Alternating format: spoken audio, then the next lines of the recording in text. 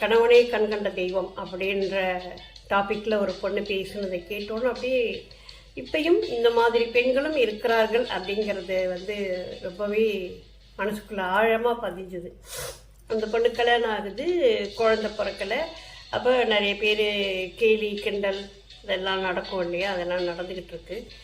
இந்த சமூகம் ஒரு குடும்பத்துக்குள்ளே நுழைஞ்சி அந்த குடும்பத்தில் உள்ளவங்களுடைய மனசை நொறுக்கி தள்ளுறதுல ரொம்பவே சிறப்பான சேவையை செஞ்சிருது.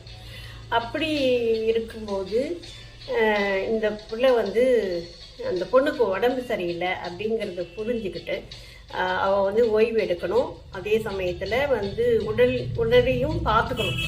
அப்போ நான் ஃபாரின் போகிறேன், நீ இதையெல்லாம் சரி பண்ணிக்க அப்படின்னு சொல்லிட்டு ஃபாரின் போயிட்டு அந்த பிள்ளை இருக்குது. இந்த பொண்ணு போயிருக்கு. எல்லா விஷயங்களும் செஞ்சு முடித்த பிறகு ஒரு 2 வருடம் கழித்து அவர் வராரு. அப்போ ஒரு குழந்தை பிறக்குது.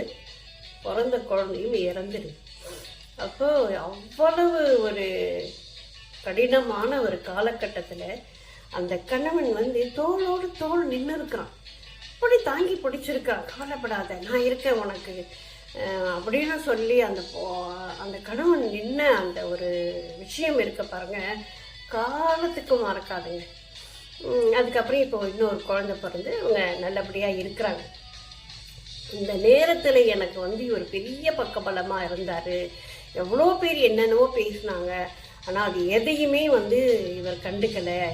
என்னதான் அவர் நினச்சாரு அப்படின்றதுக்காக நான் என் உயிரை கூட கொடுப்பேன் அப்படின்னு அந்த பொண்ணு சொல்லும்போது உண்மையிலேயே மனசுக்கு ரொம்ப மகிழ்ச்சியாக இருந்தது, சந்தோஷமாகவும் இருந்தது. இப்படிப்பட்ட பெண்கள் இன்றைக்கும் வாழ்ந்து கொண்டிருக்கிறார்கள் அப்படின்னு நினைக்கும் போது உண்மையிலேயே ஆத்மார்த்தமான ஒரு சகோதரியை சந்தித்த ஒரு உணர்வு எனக்கு.